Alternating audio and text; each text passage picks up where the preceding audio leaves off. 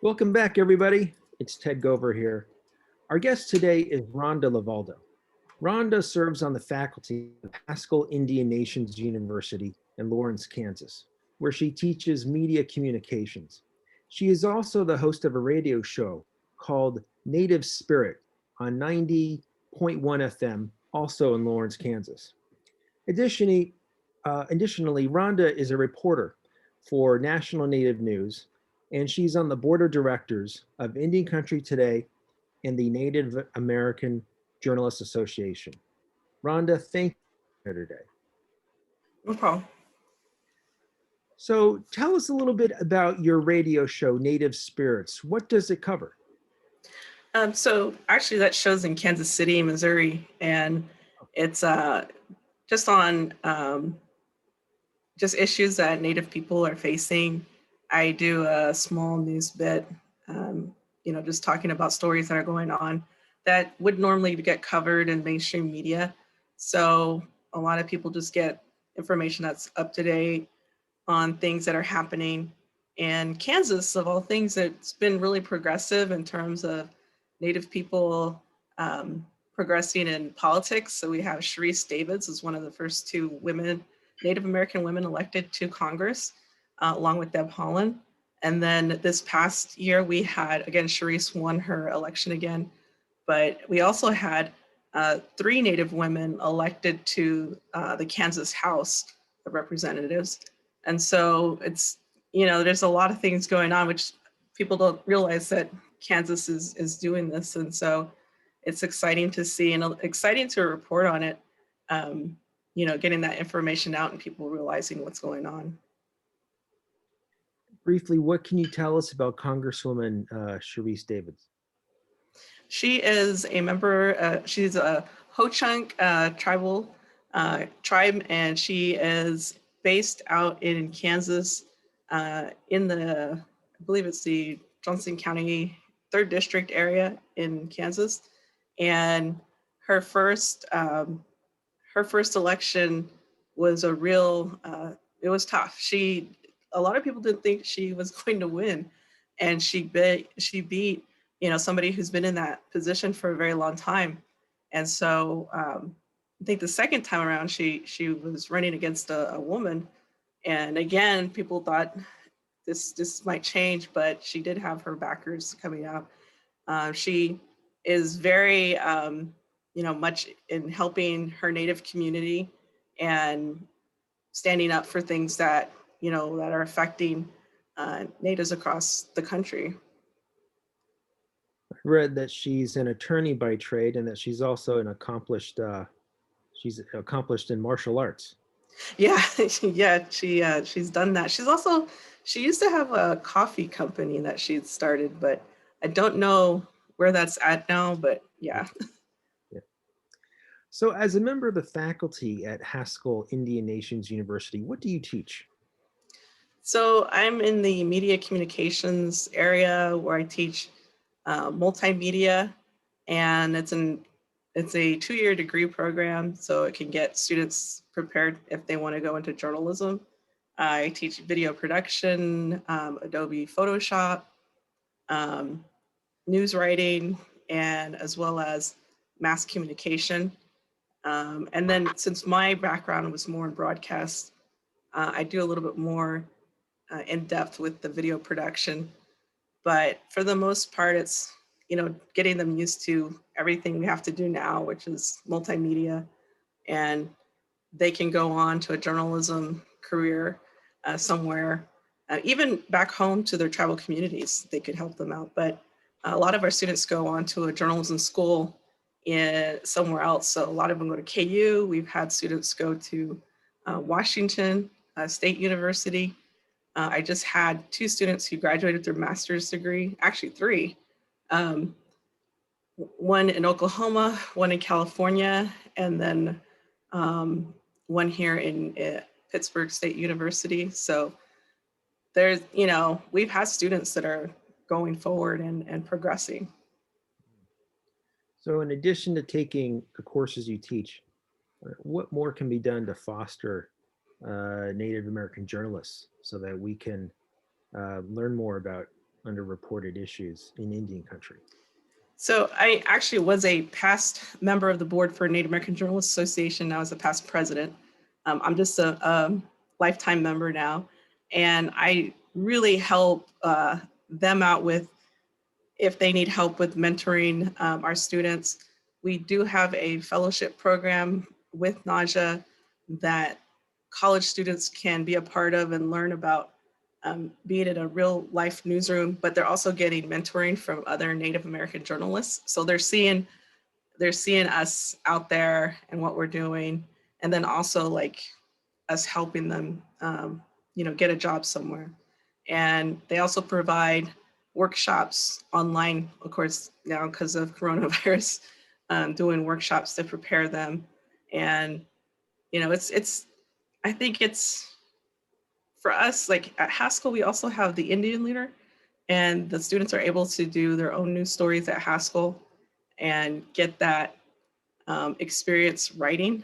And a lot of times that our students are writing stories that are getting national attention.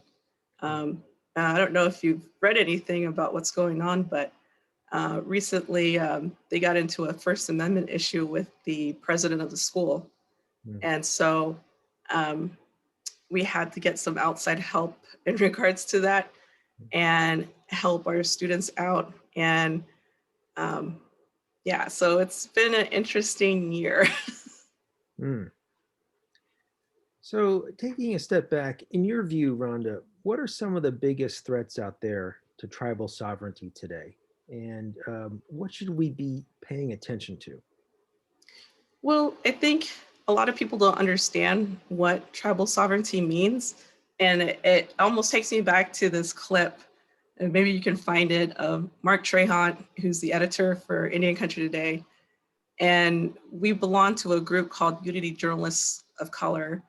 And we had these forums where we could ask the presidential candidates questions, whereas we're the specific audience. And I remember each group had their own person asking a question, and Mark was from NAJA. And he asked then President Bush what did tribal sovereignty mean? And he didn't know what it meant. He just said, it means you're sovereign, you're a sovereign nation. And so I think for the most part that people don't understand what that term means, that like, I try to explain it like for each tribe, all 500 plus tribes across this country, we are like individual countries within a country. And we have our own laws, we have our own, regulations and rules and ceremonies and languages. And so there has to be that nation to nation status. And I think with the previous administration, that wasn't being done. Just yesterday, President Biden came out with this memorandum so that there's more of that being upheld and holding tribal consultations with individual tribes and strengthening that nation to nation relationship. And that is very refreshing to see because he's respecting tribes and the things that we all have going on, which again, we all have different issues that we are dealing with. So if Deb Haaland is confirmed as Secretary of the Interior, something that I think is likely, what are some of the policies and initiatives that you think she will pursue on behalf of Indian country? Well, first of all, just having her as, head of a department that has this unique relationship with tribes. And for the entire time that we've never had a Native American in that position. And it was always difficult because they didn't understand the rules, the laws that are going on, again, with each individual tribe, and that she understands that. And you don't have to go on and explain that to her. And so she'll already go in knowing so much more than past secretaries of Interior. So that's a really great thing. The other thing is that she's overseeing Bureau of Land Management. We're having issues with, fracking, oil pipelines that are crossing onto tribal boundaries. And the past 4 years has been kind of difficult for tribes because they didn't have a say-so in where those oil pipelines were going or where fracking is taking place, or even the lease permits that were being put out there. For my people, Acoma Pueblo, we were dealing with Chaco Canyon in New Mexico and the fracking that's going on there. Just seeing how that was taking place, but there was no input from the tribes that see Chaco Canyon as a cultural resource, or, it's really, really important to our people, not just my people, but other tribes around the area. But now we're going to have a say-so in what happens there and protecting Chaco Canyon. A lot of people don't know what it is and how precious it is and how fracking can affect its surviving. Have you heard any discussion of President Biden bringing back the tribal nations conferences with the White House? I have heard some discussions on that. I know the National Congress of American Indians, which is a group that advocates for tribal nations across the country, has pushed to get that started again. I'm pretty sure that that will be something that probably will happen. And it's good to see that, because you see the door open for our tribes that need to have those discussions on something that's going on within their tribal communities. So if you could give 3 pieces of advice to the new Biden administration about federal Indian policy, what would that be? What do you want them to know?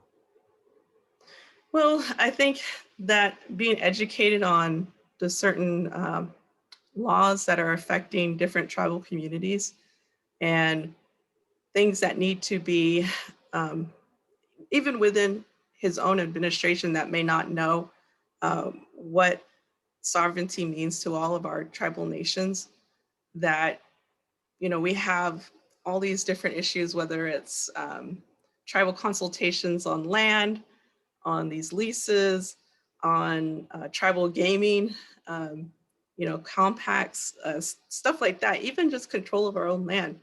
During the pandemic, we had in South Dakota, the tribes there had put up boundaries so that certain roads couldn't be driven on, and that was stopping certain drivers who were used to driving on those highways.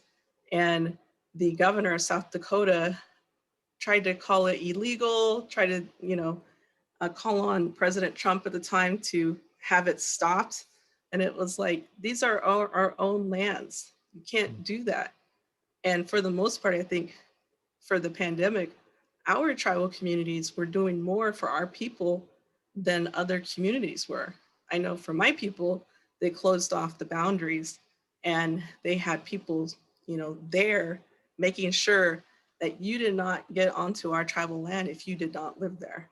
And, we're the ones trying to take care of our own community.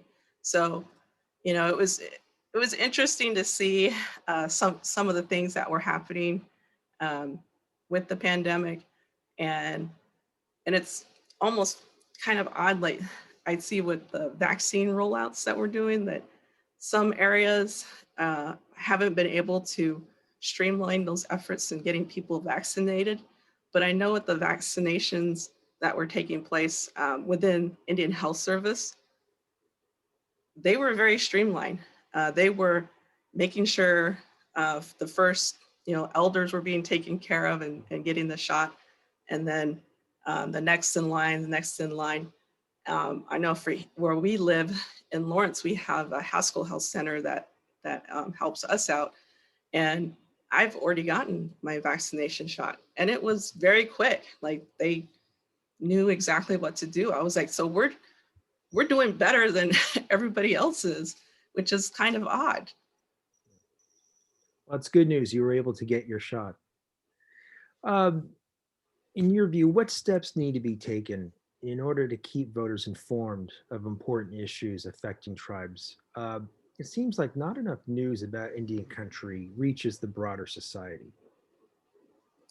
I think for the most part, we've always advocated for more Native journalists in mainstream outlets, whether that's hiring them just to produce the information or the new stuff that's affecting Native, even tribes within a state. And so Tristan Ottone works with the Native American Journal Association. He's on the board of directors. He established an indigenous work desk for his newspaper in Texas. Texas has, I believe, they have 4 tribes. And it was like, why don't we have an Indigenous Affairs desk? Because we need these people covered. And so they established that. They hired a Native American journalist, and she's providing the information on what's going on. One of the biggest stories was when they had the murder at Fort Hood.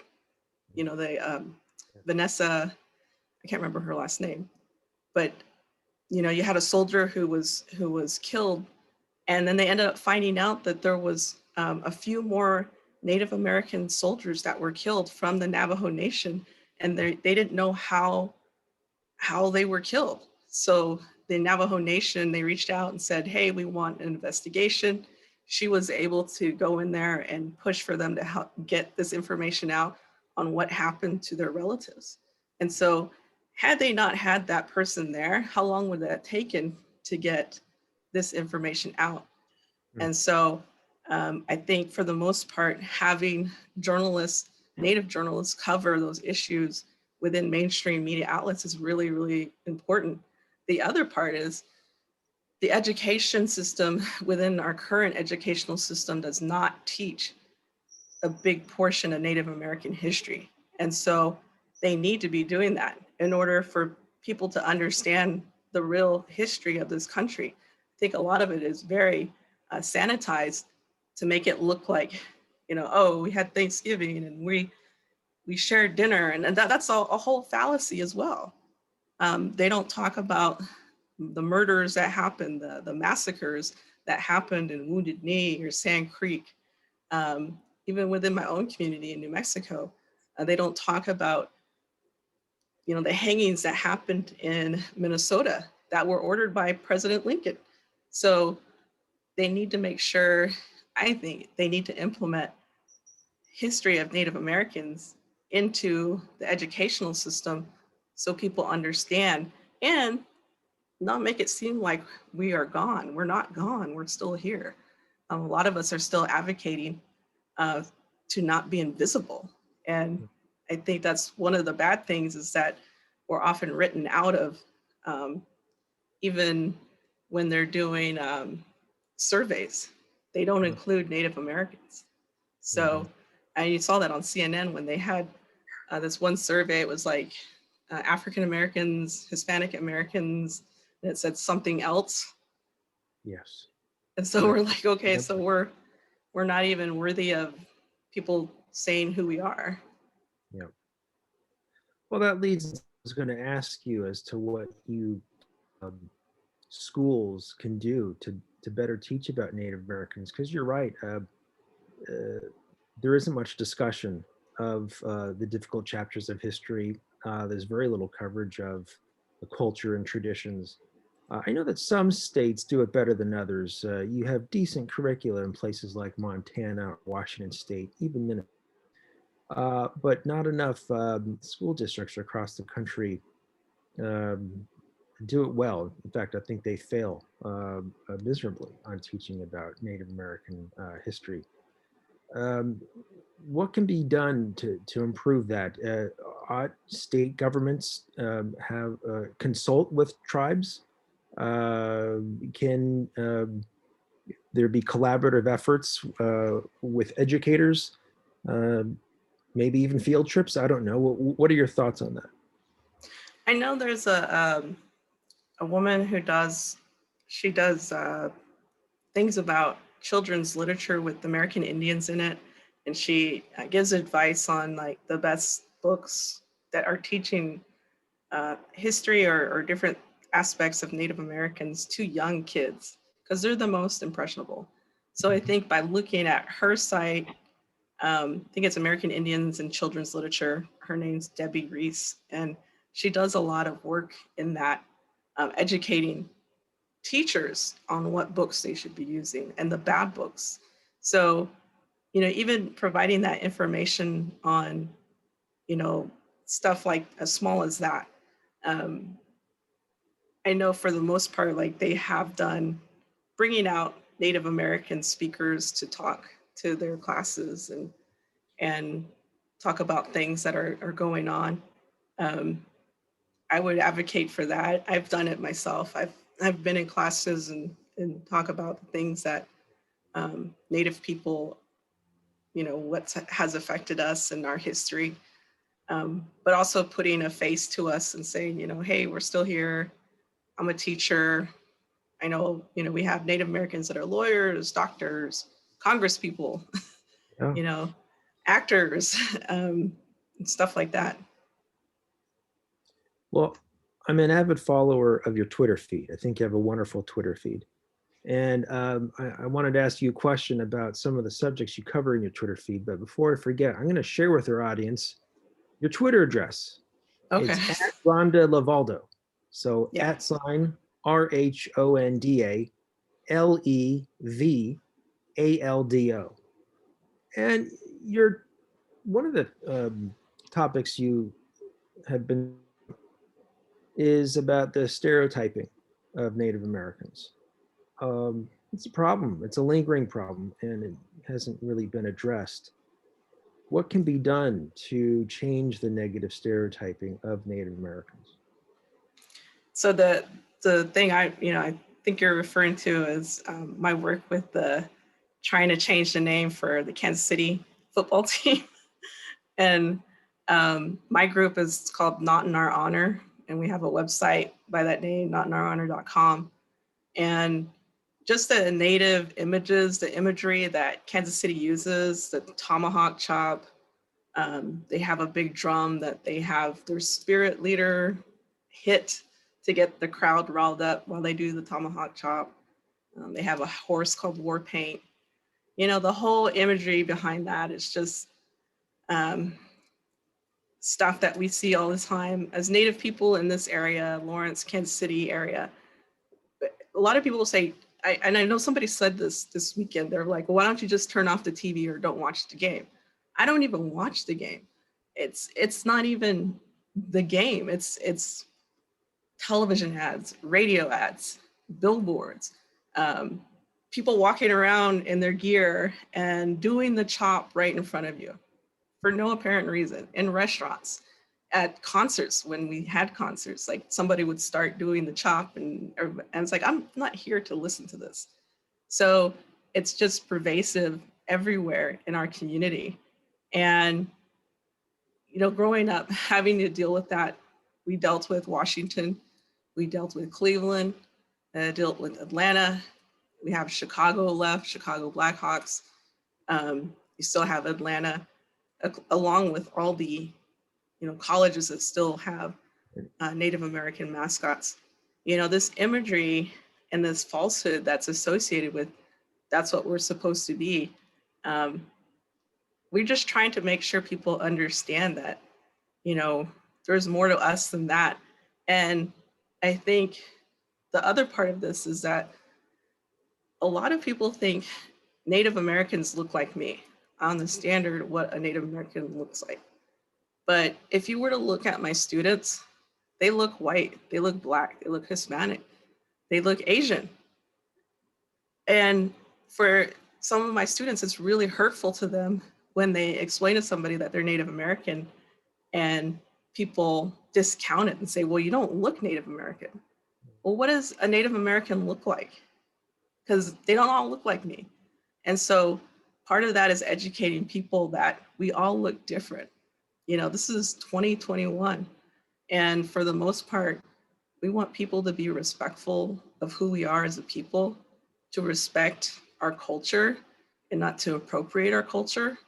And almost, for the worst parts of doing these things, it's just really, I think for most of our people that live here. It's annoying that we have to deal with this and constantly put up with this. I don't know any other group that has to constantly face this racism that we have to deal with on a daily basis. And it's okay to do it. The worst part is like in jobs in this area, they encourage it. And it's like, it's okay to do this. And what if you have a Native person that works for you and finds it offensive and you're okaying this part? So yeah, it's crazy. We're gonna be doing stuff more for the Super Bowl. We put up a billboard in Kansas City yesterday, and it's asking to change the name and to stop the chop and all that. But you know, we'll see what happens. What do you want America to know about Indian country today in terms of its aspirations and also its struggles? Well, I think for the most part, you know, our students have dreams to do things. You know, they want to be president. They want to be an astronaut. They want to be stars. And we want them to reach those aspirations. And I think that's what we're trying to do is make sure there's no obstacles for them to hit, especially in terms of stereotypes, that you're stereotyped into the situation. And so, you know, that they can be what anything they want to be.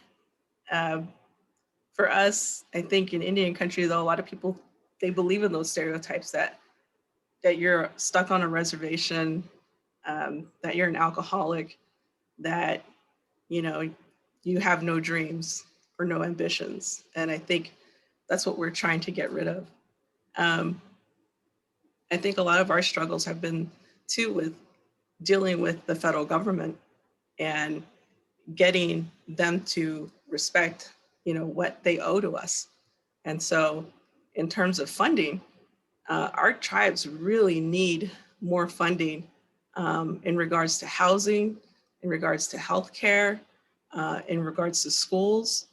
And, you know, that's going to be playing a part in this next administration, especially even at Haskell. We're federally funded through the federal government. We've relied on a very low amount of funding, and our students need more. And especially in regards to infrastructure, we're seeing this play out with our kids not having access to broadband. There is no, you know, it's starting to come out now, but, you know, a lot of our students don't have broadband at home. They don't have Wi-Fi because we don't have that infrastructure on a reservation. They can barely even get cell phone signals out there. And so we need people to go out and build that infrastructure for our people. And for the most part, like, I really think internet should be free. Wi-Fi should be free. We should have this for all our people. And, you know, I see my students struggling online with the online learning. You know, they're using their phones to complete their assignments. And I can't imagine typing out a paper on your phone. You know, it's difficult, but also we had to send our students home. We're all doing everything online. And because they're home, a lot of them have become caregivers for their siblings because they're home too, trying to help them out with schooling as well, having to take on a job. And so, you know, they don't like having to do what they're doing either. They want to be in school. They want to be back here. But, you know, the things like that, we really need to help our students out in giving them access to the internet, access to computers, you know, because those are things that they don't have access to. Rhonda, what steps can be taken for Indigenous peoples to be more represented in American government and society? Well, I think having that representation in Congress is great. I know the Cherokee Nation was trying to push forward having a representative as well. And I don't know if that has to get approved now through this next administration. But I think that's a great idea, like having more Native people even serving in some way to understand that nation to nation relationship that each of our tribes have. And so advising the administration on issues that are affecting Indian country really needs to be a part of that. But we also encourage Native people running for office as well, that we've seen like here. And I hope more people do that. I worked with a group before the pandemic where we had brought out some consultations so that we were encouraging our young women to run for leadership positions, because oftentimes they don't feel like they are being pushed to do that. And so it was a college program that we brought out to Haskell, and we opened it up not just to college, young women in college, but we opened it up to high school kids too. And we had a great turnout. I think we had like 40 to 50 kids that showed up, and it was all day. We provided them with meals, and we had, at the time, was the tribal leader from the Prairie Band Potawatomi, who was a woman, and she spoke to them and gave them words of advice on what it's like to run, but not just the good parts, but the bad parts too, of what you have to face when you're running for office. And then we had Sharice Davids come out too, and she spoke to them and talked about what it's been like. And that was prior to her even being elected. So, she was talking about the negative attack that's against her, putting yourself out there. But for them, what the program was encouraging them to do was to run for like student Senate offices. And so a lot of the girls took information from that, and they felt like they were empowered to do more. So I think programs like that need to be done, and more tribal communities to encourage our young women to run, and not just young women, no, young men too. But we often see more men doing this, but the whole point was to get more women in office. Rhonda, please tell us a bit about your tribe, its proper name, where in New Mexico its reservation is located, the number of members it has, and a bit about its governmental structure and economy. Okay, so I'm Acoma Pueblo from Acoma, New Mexico, and we are the oldest continuously inhabited city in the United States, which means we've never been moved. We've always been there in that region. We have different parts of our reservation, and the main part is on a mesa. There's no running water or electricity. The other parts do have electricity and running water, but that area, we keep it a traditional way with no running water, no electricity. And that's where we hold our ceremonies. And it's also a very big tourist spot. So people come and take tours of it. They call it Sky City because it's on top of a mesa, and just, I guess, unique for that. And majority of our economy was from tourists, but because of COVID, that's been all stopped. Like I said, our boundaries are shut off from anyone that doesn't live there. So even including that has stopped. We have a casino as well, a casino and hotel. And I believe those are opened at minimal capacity. So I think, I'm pretty sure they are. I know the hotel is, but I'm not sure about the casino. We have, I believe it's under 20,000 members. And our government system is a traditional Acoma system where it's only male. So they're chosen by people within our community, and they make those decisions. And so we have a governor, lieutenant governor, and then we have people under them. But that's the way our government is run. And yeah, so it's pretty interesting, again, to see how it's been going on during COVID. They've gone out and made sure our elders were taken care of. My mom lives on the reservation.